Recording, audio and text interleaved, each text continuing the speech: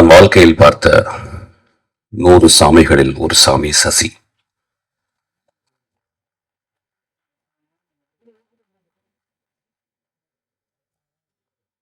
சினிமாவில் சாமிகள் கிடையாது, ரொம்ப கம்மி. ஒரு 10 பேர் தேர்வாங்களான்னு டவுட். நான் இந்த 30 வருஷ சினிமாவில்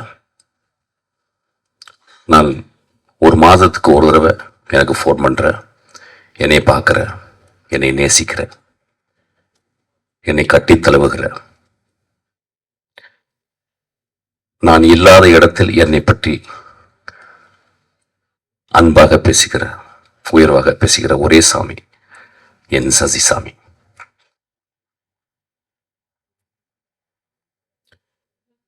சினிமாவில் வந்து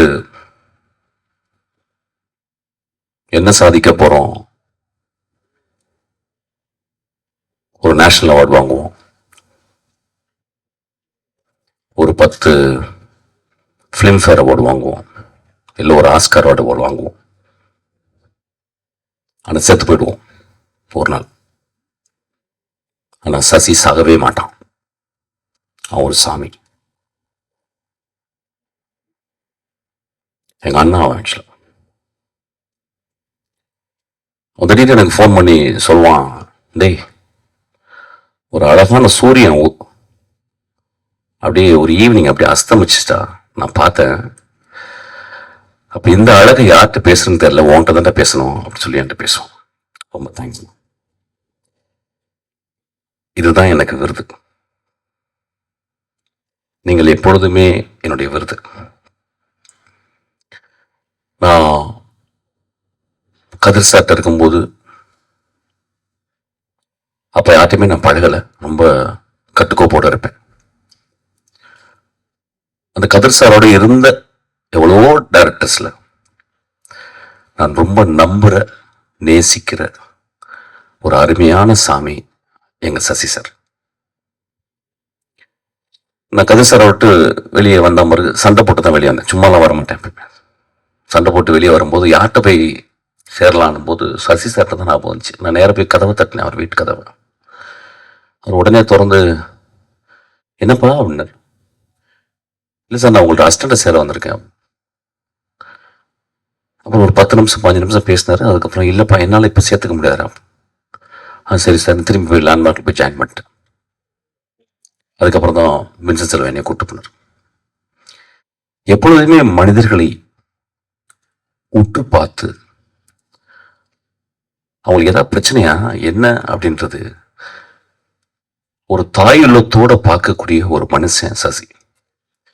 நான் மனிதர்கள்ட்ட, அதாவது ஆம்பளைங்கள்ட்ட ரொம்ப அதிசயப்படுற விஷயம் என்னன்னா, அந்த ஆம்பளைங்கள்ட்ட இருக்கிற பெண்மை தன்மை.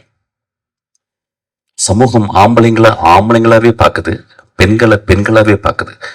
ஆனா யுங்னு சொல்றாரு, there are anima and animals. Anima and animals 2 இருக்கு பாடிக்குள்ள.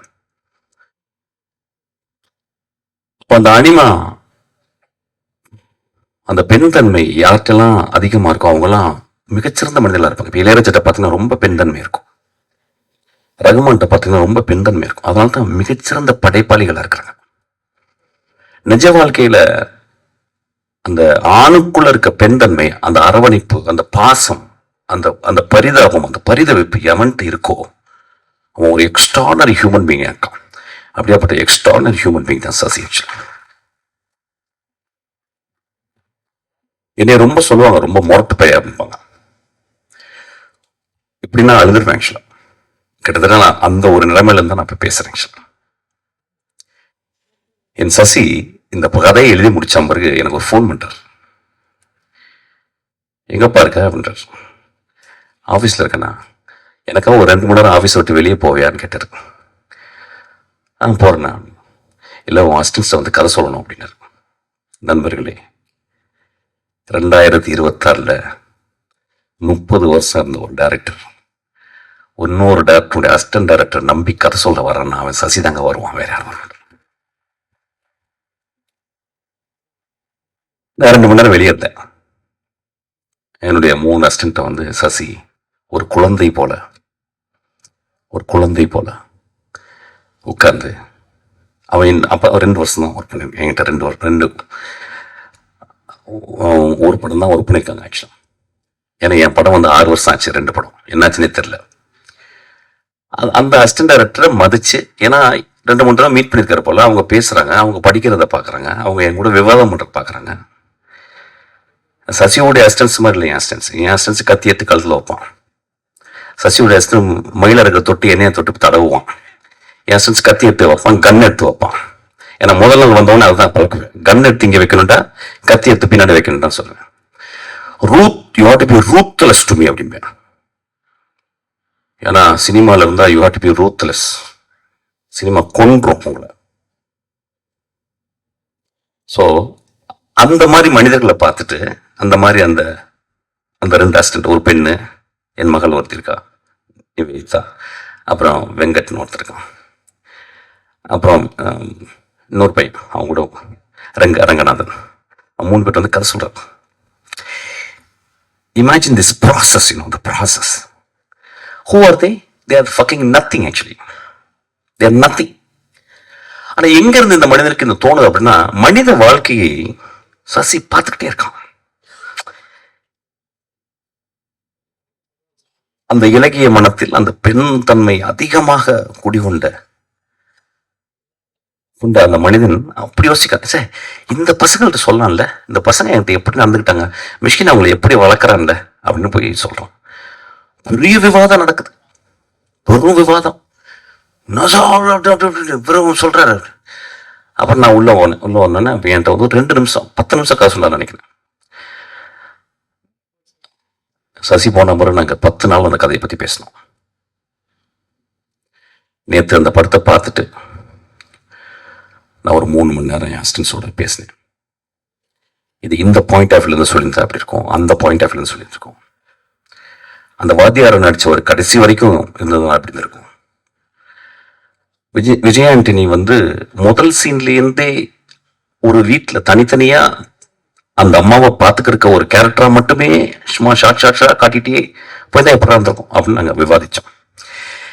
நிறைய படம் பார்க்கறதில்ல, ஏன்னா படம் பார்த்தா ஜுரம் வந்துடும். நல்ல படம் இல்லைன்னா பார்த்தா முடிஞ்சுது, ஒரு 5-9 நாள் கையெல்லாம் சுருங்கிட்டு போயிடும். ஐயோ நெக்ஸ்ட் நம்மளால படமே எடுக்க முடியாதுன்னு. நல்ல படம் பார்த்துட்டா 25 படம் பண்ணலாம்டா அப்படின்னு சொல்லிட்டு ஒரு பயங்கர எனர்ஜி வந்துடும். சசியார் படங்கள் நிறைய நான் சொல்லாமலே மட்டும்தான் பார்த்தேன்னு நினைக்கிறேன் ஆக்சுவலா. ஸோ இந்த படத்துல நிறைய விவாதங்கள் எனக்கு இருக்கு. விவாதங்கள்னா கதை சார்ந்த விவாதங்கள் இல்லை, திரைக்கதையை எப்படி சொல்லலான்ற விவாதங்கள் எனக்கு இருக்கு. அது சரிசா அப்புறமா நான் வச்சுக்கிறேன். ஆக்சுவலா ஆப்பு ஒரு நேர்மையான படைப்பு. நான் எங்க யோசிப்பேன், ஒரு சினிமா கலைஞனை எங்க, ஒரு சினிமாக்காரன் ஒரு சினிமா கலைஞன் அப்படின்ற 2 வித்தியாசம் எங்க இருக்குன்னா, சினிமாக்காரன் சம்பாரிச்சே சாவணும்னு வாழ்றவன். சினிமா கலைஞன் நான் காசு கொடுத்து அவங்களுக்கு வந்து தானம் கொடுக்கணும்னு பாக்குறேன். நான் 150 ரூபா கொடுக்கறது அவங்களுக்கு வந்து 1,50,00,000 கொடுக்கணும்னு நினைச்சிருக்கேன் தான் சினிமா கலைஞன். அப்படி சினிமா கலைஞன் தான் காசு. இந்த படத்தினுடைய தர்மம், இந்த படத்துல ஒரு பெரிய தர்மம் இருக்கு. அந்த தர்மத்தை நம்ம விட்டுட்டு போயிட்டே இருப்போம். ஒரு எக்ஸாம்பிள் இப்படி வச்சுக்கிறேனே அந்த கதையை, ஏன்னா நிறைய டிஸ்கிளைமர் கதையை பத்தி சொல்லிட்டாங்க. So I think I can talk. Okay, அது ஓகே நிக்கில், டைரக்டர் சொல்லிட்டோம். ஓகே, இப்போ இப்படி வச்சுக்கலாமே. இப்போ நான் வந்து என்னுடைய மகள் இருக்கா, நான் இப்போ மகளுடைய கான்வெகேஷன் தான் போயிட்டு வந்தேன், கனடா போயிட்டு வந்தேன். அவளுக்கு இப்போ 25 வயசு ஆச்சு. அவளுக்கு ஒரு கல்யாணம் நடக்குது. ஒரு மாசத்துல அவருடைய கணவனுக்கு ஆக்சிடென்ட் ஆகி இறந்துட்டான்னு வச்சுக்கல. அப்ப என் மகளை நான் எப்படி பார்ப்பேன்? என் மகளை நான் ஒரு நாள் பிறண்டு அழுவேன், அதுக்கப்புறம் கடவுளை திட்டுவேன், அதுக்கப்புறம் மறுநாள் வந்து சாப்பாடு கொடுப்பா, அப்புறம் எனக்கு வெளிக்கு வரும், அப்புறம் கொஞ்சம் தண்ணியை போடுவேன், அப்புறம் படம் பார்ப்பேன். என் மகளை நான் மறந்துடுவேனா, மறக்கணுமா அப்படின்ற கேள்வியை தான் இந்த படம் கேட்குது. நம்ம ஆண்கள், இந்த சமுதாயத்தின் விதிகளை எழுதிய ஆண்கள், இந்த சமுதாயத்தில் சட்ட திட்டங்களை எழுதிய வெறும் ஆண்கள் இந்த பெண்களை எப்படி பார்த்து கொள்கிறோம்? அப்ப என் மகளை நான் ஒரு மாசத்துக்கு அப்புறம் விதவையானா நான் எப்படி பாக்குறது? யோசிக்கலாம். என்னடா என்னடா ஒரு மாதிரி, ஏன்னா எக்ஸாம்பிள் யாரை வச்சு பேசுறது? வேற யாரும் மகளை வச்சு பேசுவேன், என் மகளை வச்சு தான் பேச முடியும். அப்பதான் புரியும். அப்ப நம்ம வீட்டு பக்கத்துல, நம்ம தெருவுல அத்தனை பெண்கள், கணவனை இழந்த பெண்கள், கல்யாணமாகாத பெண்கள், கல்யாணமாகி வரதட்சணை கொடுமையாக வீட்டில் விரட்டி அடிக்கப்பட்ட பெண்கள், இந்த பெண்ணுக்கு குழந்தையே பிறக்காது அவ மூலின்னு சொல்லி அனுப்பப்பட்ட பெண்கள், இப்படி ஒவ்வொரு தெருக்களிலும் ஒரு இறக்காமல் புதைக்கப்பட்ட பெண்கள் வாழ்ந்து கொண்டே இருக்கிறார்கள். அப்படியாப்பட்ட ஒரு பொண்ணதான் சசி படம் எடுத்திருக்கான். இந்த கதையை சொல்லும் போது வெகு சில டைரக்டர் தான் இங்க கதைய தியானிக்கிறான். நான் அசிஸ்டன்ட் டைரக்டர் சொன்னேன், கதைய அசிஸ்டன்ட் டைரக்டர் வரும்போதே மொத்தம் 6 கதை வச்சிருப்பான். 6 பேருக்கு கதை இருக்கும். நீங்க நான் சொல்லிட்டு அசிஸ்டன்ட், தம்பிங்களா அந்த கதையெல்லாம் இருக்குல்ல, எங்கேயாவது கொண்டு போய் குழியை தோண்டி புதைச்சிருக்கேன். ஒரு 3 வருஷம் என் கூட வாங்க, என் கூட பழகுங்க, நான் பழகக்கூடிய மனிதர்களோட பாருங்க. கதை வயிற்றுல பிறக்குண்டா உங்களுக்கு அப்படி சொல்லிட்டு, அப்படி பிறந்த கதை தான் அந்த கதை. ஆக்சுவலா ஒரு கதாசிரியன் செய்வதில்லை. Movies are not made. They happen. They gestate. It gives birth to you. The story will make you a mother. அப்ப இந்த கதையை அவர் சொல்லும் போது நான் இந்த கதையினுடைய தர்மத்தை பார்த்தேன். எப்படி அவன் சமூகத்தை ஒத்து பார்த்திருக்கான், எப்படி பெண்களை ஒத்து பார்த்திருக்கான். It's a beautiful story. எனக்கு ரொம்ப பிடிச்ச ஸ்டோரி. லெட் மீ வேற கீர் போட்டு அப்படியே கொஞ்சம் மாறுறேன். ஆக்சுவலாக போர் அடிக்குது லைட்டா. ரொம்ப அழகா அந்த திரைப்படத்து கதாநாயகி, அந்த கதையின் நாயகி, ரொம்ப வருஷத்துக்கு அப்புறம், நான் நிறைய படங்கள் பார்க்கறது இல்ல, படிக்கிறேன். ரொம்ப வருஷத்துக்கு அப்புறம் ஒரு ரிமார்க்கபிளான ஒரு ஆர்டிஸ்ட நான் பார்த்தேன் இந்த படத்துல. அவங்களை ரீசெண்டா நான் ஏதோ இதுல சந்திச்சேன், நான் அவங்களை பேசல நான் அவங்கள்ட்ட. But I saw that it's a very remarkable performance, very genuine performance, very caring performance, and she has put her soul and blood and everything on that character. அது ரொம்ப ரேர். சசியினுடைய படங்கள்ல அந்த பூ படம் அந்த மாதிரிலாம் அவர் ரொம்ப ரிமார்க்கபிளா அவர் எழுதுவார். அவருக்கு என்னமோ சசி பெண்களை ரொம்ப புரிஞ்சிருக்கு. எங்க அண்ணியை நான் பார்த்துருக்கேன், சசி அவங்க மனைவி. ரொம்ப எல்லாருக்குமே பெண்களை புரியாது. ஒரு கோடி ஆண்கள் இருந்தா ஒரு 1.5 பேருக்கு தான் பெண்கள் புரியும். 2 பேர் கூட புரியாது. அந்த அந்த கதாபாத்திரத்தை அப்படியே செதுக்கி வளைச்சிருக்காரு. அவங்க ரொம்ப அழகா, ரொம்ப நன்றிமா. It is I can only thank you. there is just by saying you எல்லாம் போர் அடிக்கிறேன் எனக்கு. ஆக்சுவலா ஐ கேன் ஒன்லி, நான் டப்புன்னு காலில் விழுந்துடுவேன். கொஞ்சம் ஜாஸ்தியா இருக்கான், பட் பரவாயில்ல, ஜாஸ்தியா தானே ஆல்கா ஃபுல்லா இருக்கு. போகும்போது காலில் விழுந்து போறேன், கால் பண்ணி. ஏன்னா ஆம்பளைங்க காலில் விழுகிறதே பெரிய மயிரா போச்சுங்க ஆக்சுவலா. ஏன்னா அவன் நடிச்சுட்டா அப்போ தலைவோ போய உங்க காலில் விழுவோம். Actually that should be an example. Actually you deserve that. Actually அப்புறம் விஜயகாந்த் உங்க மன்னிச்சுங்க, படமே பார்த்ததில்லை நான். ஆக்சுவலா நான் என்னாச்சுன்னா, நான் வந்து பிச்சைக்காரன் படம் வந்து ஒரு ஊர்ல இருந்து வரேன், மசனகுடியில வரும்போது கரெக்டா அந்த அடையாறுல வரும்போது ஃபோன் பண்ணேன். ஆனா என்னன்னா உங்க படம் பயங்கரமா ஓடி. ஏன்னா சசி படங்கள் எப்படின்னா சசி மாதிரி தான் ஓடும். 50 நாள் 60 நாள் நல்ல படம் மெதுவா தான் பார்ப்பாங்க. அப்படிலாம் போய் பார்க்க மாட்டாங்க. அப்படி மெதுவா டிக்கிள் டிக்கிள்னோ அந்த அப்படி மாதிரி தண்ணி அது மாதிரி தான். அப்ப நான் ஃபோன் பண்ணா பெரிய hit. I was so happy. சசிக்காக ஒரு சென்சேஷனல் ஹிட் அப்படின்ன உடனே ரொம்ப சந்தோஷமா ஐ கால்ட் ஹிம். ஆனா சசி நான் பயங்கரமா ஓடுனேன். எல்லாம் சரி, நீ பாத்துறாத, அவ்வளவு நல்ல படம் இல்லை அப்படின்னாரு. See the truth. Please give applause to him. See the truth. So truth. அவர் தெரியும் நான் பாத்துறேன். மயிறு மாதிரி படம் எடுத்திருக்கேன். நீ வந்து இது யோப்பா சரி ஓடிச்சா? ஏன்னா ஓடின பண்ணாவே எனக்கு டவுட். எனக்கு ஓடுற படம் எடுத்துட்டாவே எனக்கு டவுட். தனஞ்சன் யோசிக்கிறாரு இங்க இருந்து. ஓடுற படம் எடுத்தாவே எனக்கு ப்ராப்ளம் இருக்குன்னு அர்த்தம். கொஞ்சம் மெதுவாக தான் ஓடணும். ஃபர்ஸ்ட் கியர் போடணும், கொஞ்சம் ஸ்லோவா ஓடணும், செகண்ட் கியர் போட்டு தேர்ட் கியர்ல ஓடணும். ஏன்னா because if immediately if an audience understands something, there is a flaw in that movie, because it is not making them to think, making them to reflect. அப்போ அப்படி சொன்னார், டேய் ஓகே பண்ணாது, நீ பார்த்து எதாவது இறக்க முடியாது திட்டு போறடா அப்படின்னாரு. ஆக்சுவலா சச் குட் ஹார்ட். ஸோ அந்த படமும் பார்க்கல சார். சார்லாம் சொல்ல மாட்டேன், தம்பி தான் சொல்லுவேன்.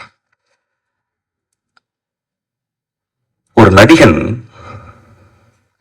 ஒரு நல்ல கதாபாத்திரத்தில் வந்து அமரும் போது தன்னை புரிந்து கொள்கிறான். இந்த படத்துல நீங்க உங்களுக்கு புரிஞ்சிருப்பீங்க. எனக்கு எப்பயுமே உங்க மேல என்னடா ஒரு மியூசிக் டைரக்டர் ஏப்பா டான்ஸ் எல்லாம் ஆடணும் அப்படின்னு எனக்கு டவுட் வரும். அப்புறம் சரி, ஆனா நீங்க ஒரு எக்ஸ்ட்ராடி ஒரு வில் பவரோட நான் நடிக்கணும் அப்படின்னு வந்தீங்களா, எனக்கு ரொம்ப ஆச்சரியமா இருக்கும். அப்புறம் நான் பாக்குறதுல, ஆனா சரி இந்த பையன் என்ன அப்படி நடிச்சுட்டே இருக்கான். நல்ல வேளை இந்த படத்தை நான் ஃபர்ஸ்ட் பார்த்தேன். பிகாஸ் அந்த கேரக்டர் உங்களை ரொம்ப அமைதியாக்கிடுச்சு. Don't say extra, don't act extra, just be there, and you are being there. That's so great acting. எனக்கு ஒரு வாய்ப்பு பார்த்தீங்கன்னா ரொம்ப அழகான ஒரு கதை இருக்கு. நான் சும்மா நான் கேட்கிறேன், நீங்களும் சுவாதிக்காம நடிங்க. ஒரு கதை வச்சிருக்கேன், சின்ன கதை. அது வேகமெல்லாம் ஓடாது, ஜனரஞ்ச படம்லாம் கிடையாது, ஊழ கிடையாது, சின்ன படம் தான். நீங்க 2 பேரும் நடிக்கணும். அது என்ன, அது சும்மா சேலஞ்சா வச்சுக்கிறேன். படம் 6 வருஷம் படம் ரிலீஸ் அவ்வளவு இப்பயே வந்து இது பண்ண அதெல்லாம் கிடையாது சார். அப்படிலாம் ஆள் கிடையாது சொல்றேன். பட் அந்த படம் பார்த்தோன்னே எனக்கு ரொம்ப இன்ஸ்பயர். இந்த 2 பேரையும் நம்ம திரும்பி வாழ வைக்கணும்ல, இந்த 2 பேரையும் திரும்பி ஒரு ஃப்ரேமுக்குள்ள கொண்டாடணும்னு ஆசைப்பட்டேன். ஒரு சின்ன குழந்தைத்தனமான ஆசை. ஆக்சுவலி சின்ன படத்துலாம் சின்ன பட்ஜெட் தான், பெரிய சம்பளம்லாம் நான் கேட்க மாட்டேன். ஸோ அதனால அனைமா தனஞ்சன் சார் சொல்லுவார், இன்னைக்கு அதை பண்ணிடலாம் அப்படிம்பாரு. It's a good movie sir. It is a good movie. It's a bloody good movie. I'm telling, commercial படம்லாம் இல்லை. ஸோ அந்த பார்க்கும்போது sir he would say yes actually. அதுல எனக்கு ஒரு சந்தேகம், இந்த பையன் எப்படி, நான் யூஸ்வலா எப்படின்னா படம் பார்க்கறதோட போட்டோகிராஃப்ஸ் ரொம்ப ஸ்டடி பண்ணுவேன். போட்டோகிராஃப்ஸ் ஸ்டடி பண்ணும்போது அப்புறம் 2-3 தடவை பார்த்துருக்கேன். அப்போ பார்க்கும்போது இவர் எவ்வளவு எக்ஸ்பிரசிவா இருப்பாரு அப்படின்னு சொல்லி. I think this man's biggest strength is not to express actually. There are actors, they don't express. Brando will express. Mifune will express. There are very few people. Choi Min-sik வந்து he will never express. எப்பயாவது திடீர்னு ஒரு dynamic மாதிரி வெடிப்பார். எனக்கு அந்த படம் ரொம்ப பிடிக்கும். உங்க ட்ரெஸ் பர்டிகுலரா. அப்ப எனக்கு ரொம்ப பிடிச்ச ஷாட், உங்க அம்மாவை நீங்க வந்து குளிப்பாட்டும் போது அம்மா உன்னுடைய முதுகு அப்படியே வச்சிருந்தாரு. Sasi, one of the remarkable shot in Indian cinema actually. One of the remarkable shot. I won't say shot. One of the remarkable image in சொல்லுவேன். I would call it image. A beautiful image. அந்த ஒரு ஷாட்டுக்காக நீங்க 200 ரூபாய் 300 ரூபாய் கூட கொடுத்துடலாம். ஒரு மகனுக்கு சொல்லிக் கொடுக்கும் ஒரு தாய் எத்தனை வாட்டி நம்மளை குளிப்பாட்டியிருப்பா,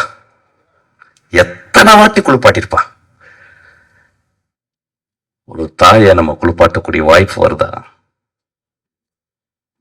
வருமாயா நம்மளுக்கு?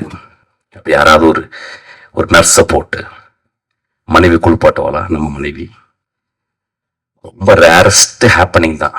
ஒரு தாயை மகன் திரும்பி குளிப்பாட்டுதல் குளிப்பாட்ட வச்சிருக்கேன் ஆக்சுவலாக.